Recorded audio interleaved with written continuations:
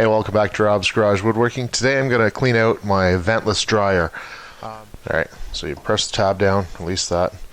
Release these two tabs. Then this pulls out. Okay, and you can see how dirty this gets if you don't clean it frequently. Alright, so it gets a lot of dog hair and stuff in it if you have dogs.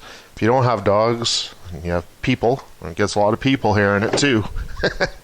Anyway, you gotta take that out, and it's really dirty inside, and you gotta clean all this out. So I'm gonna vacuum it out, and then I'm going to wash this off outside. There we go. So inside, you can see it gets a lot of dust buildup. So a lot of this dust, it gets stuck with the warm air on all the surfaces because it's really moist.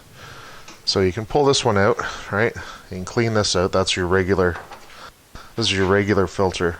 But even though it's really fine, there's a lot of stuff that gets by. And you can see like in the corners, it gets a lot in the corners, then down inside, right?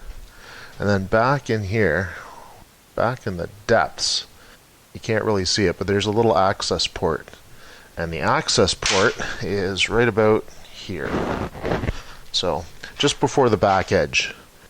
And I'm going to open that, and inside there's the little sump that pumps the water out of the dryer, and then with that I've got to vacuum that out. Alright?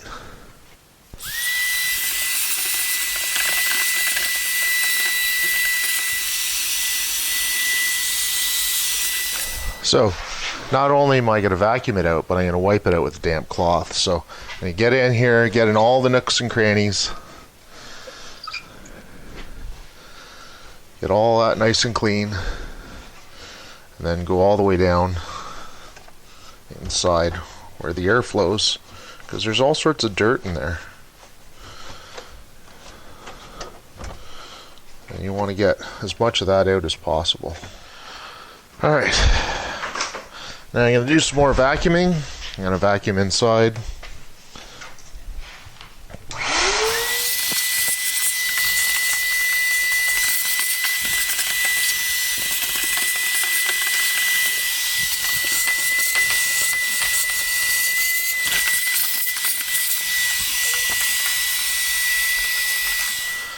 Alright, to take this cover off, it's got these little tabs that fit in the slots on the side.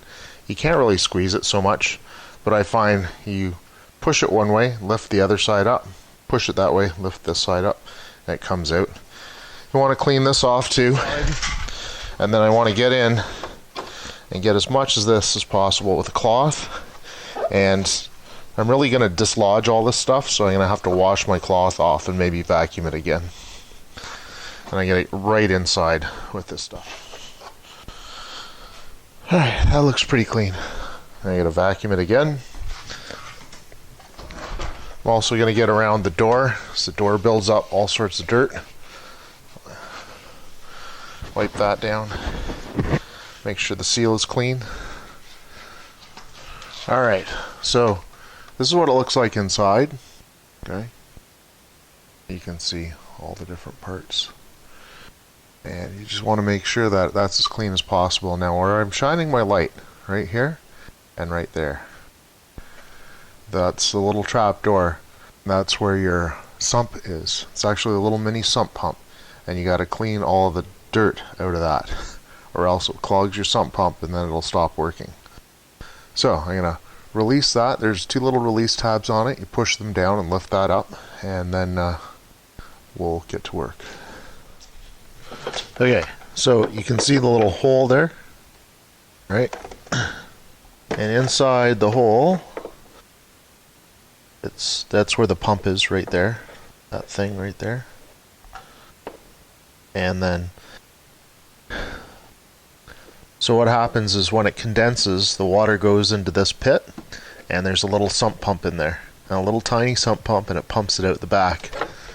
And when it pumps it out the back, it comes out this hose right here.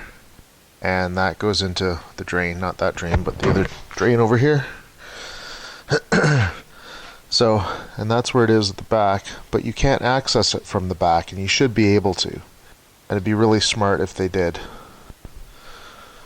But unfortunately, like many companies, they didn't think service ahead. They just thought, oh, we'll create money for the service calls. So you can't really see it with the video camera here, but I can see the dirt. And if I put my hand back in here and feel the water, and you can see all that. That's floating in the water, and that's going to get stuck in the little sump pump. Alright, so I've got my shop vac, and I've got this really flexible tube that I had lying around. So I'm going to jam that in to my shop vac, okay, and then I'm going to tape it in place because I don't really have anything better than that. So hopefully this will create a good enough seal that it will vacuum well. So I'm going to run a little bit of tape around that, try to vacuum that little spot out. So wish me luck.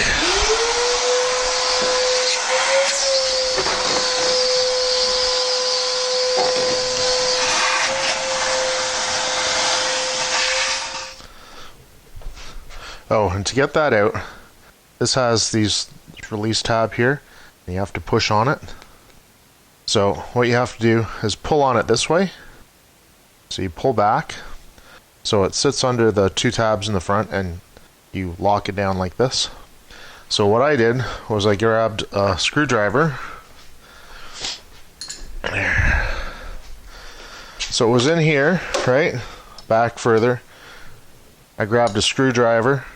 I pulled on it with the screwdriver, right, with one hand, and with the other hand I jammed underneath it with the knife and lifted it up. Then I did the other side the same way.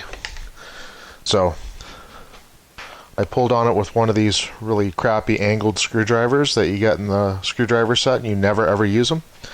I keep them because I use them every like 10 years.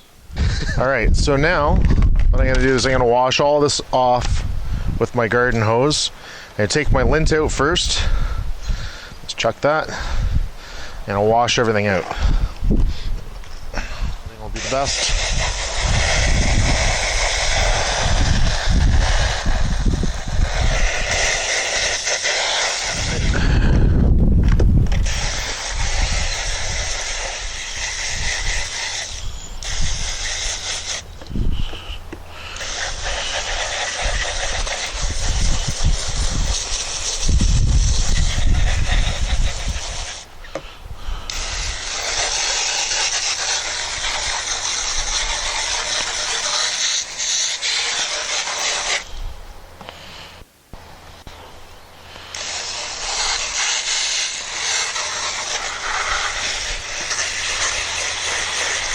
Alright, so I just grabbed this handful just up off. There's more here, and there's more in the dryer, and there's more on my cloth and on my floor.